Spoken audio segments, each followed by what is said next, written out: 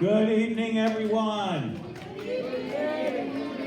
Oh, that was really weak. I'm not feeling the love. Good evening, everyone. Good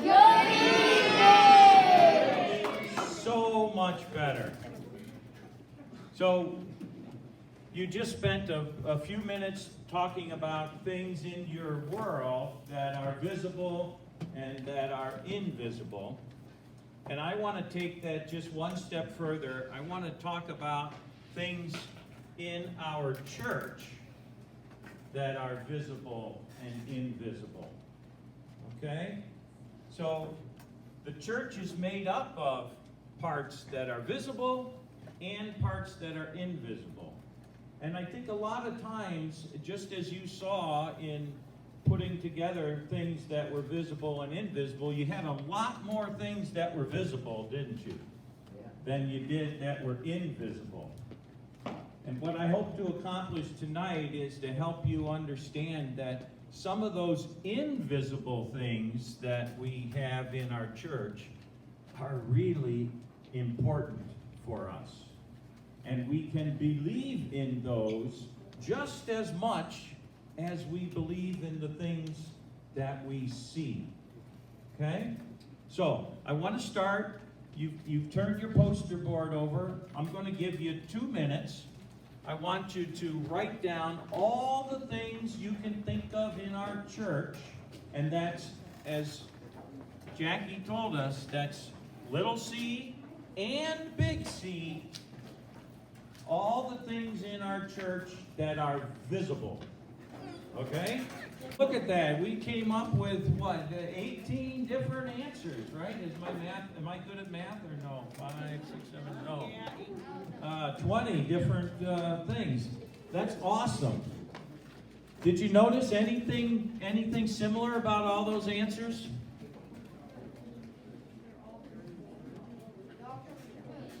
They're all what? Oh, yes, all from the church, yes.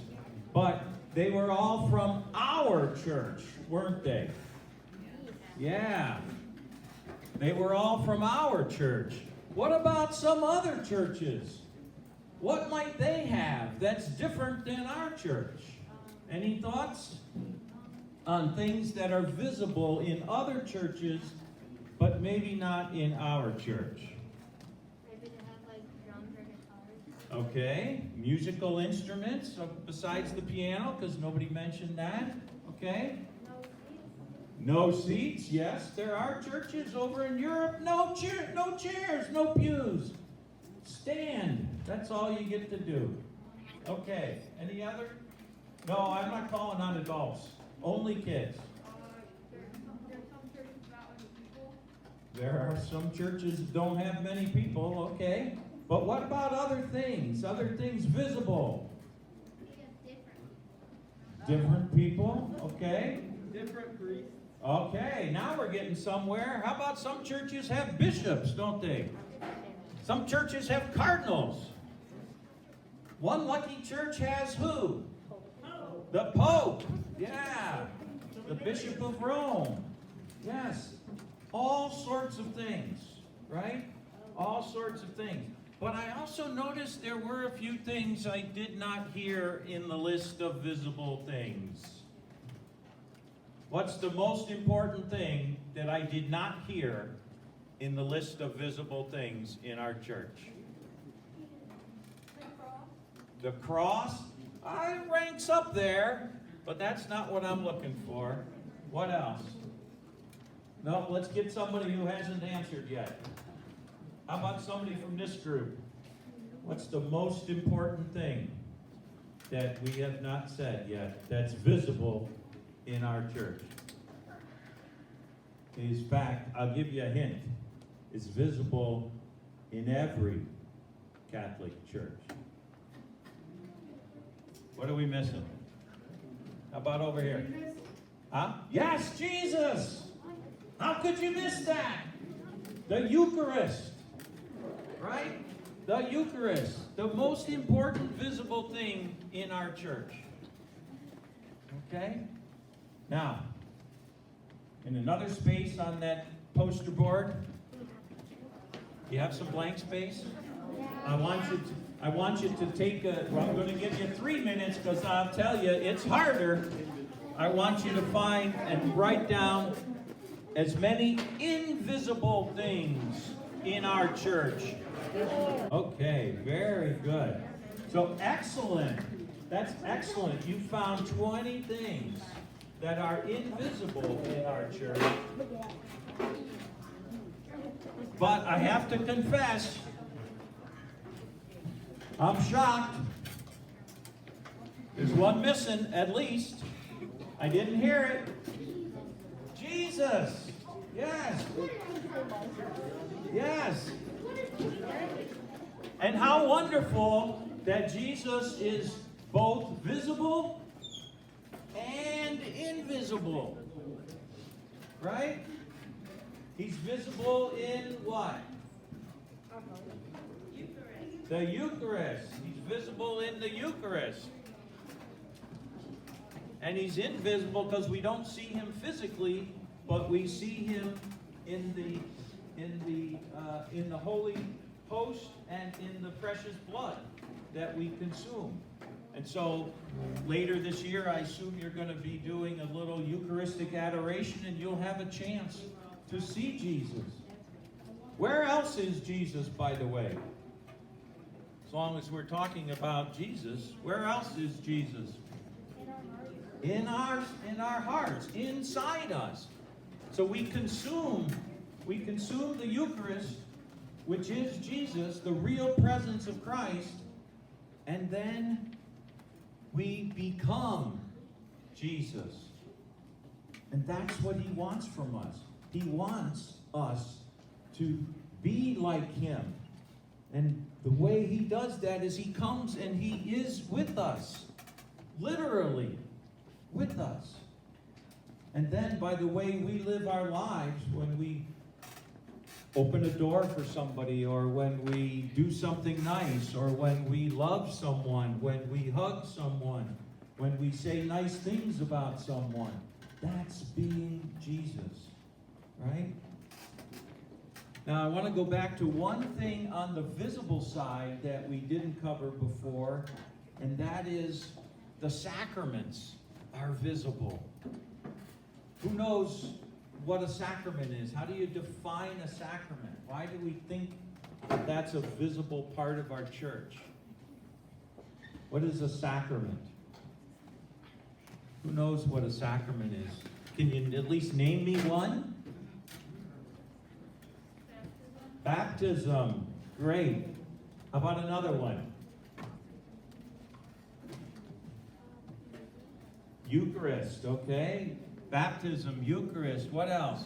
Holy matrimony. Holy matrimony, marriage. That's a sacrament. So what are the things that are in common about those things? Holy orders is also a sacrament. What's in common? A sacrament is a visible sign of God's presence with us. It's a visible example of God's presence in our lives. So when we receive Eucharist, that is the real presence, and we're putting it in our bodies.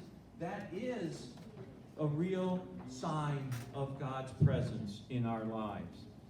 And so it's very visible. It's very visible. And I also like to remind folks, so we know what a sacrament is. Do you know what a sacramental is? Because those are also visible signs of God's love for us. Sacramentals. Do you know what sacramental is? Anybody want to hazard a guess? I'll bet if I were to walk around this room, I'd find several dozen sacramentals. I'll come to you if nobody else. Just a minute. Yes? Candles. I'm sorry? Candles. Candles, okay. That's an example. What else? What else? Bibles, that's a sacramental. Very good. Representing the church, is that what it is? Sort of. Yeah, it's something that represents and is a sign to us of God's love. How many of you are wearing a cross right now? Yes, that's a sacramental. How many of you are wearing or carrying a rosary? Anybody? Okay, that also is a sacramental. It's a sign that something that when we see it, when we hold it, when someone else sees it, it reminds them of God's love for us. That's what a sacramental is. And I would encourage you to have that. I carry a little pocket angel in my pocket, so that always during the day when I reach my hand in my pocket, I feel a sign of God's love for me in my guardian angel. Okay? So, in summary, all of the church's visible and invisible things or aspects of our faith, they make up the church. The church isn't just what we physically see, but it's also these things that we don't see, which I hope you've come to understand are even more important than the things that we do see. And that's why we call it what? Faith. That's why we call it faith. Because if we saw everything and believed, that's one thing. But believing in something we haven't seen, that's faith. That's the gift that God gives us to help us believe. Amen? Amen. Oh, that was weak. Say it like you mean it, people. When you say amen, say it like you mean it. Amen. Amen.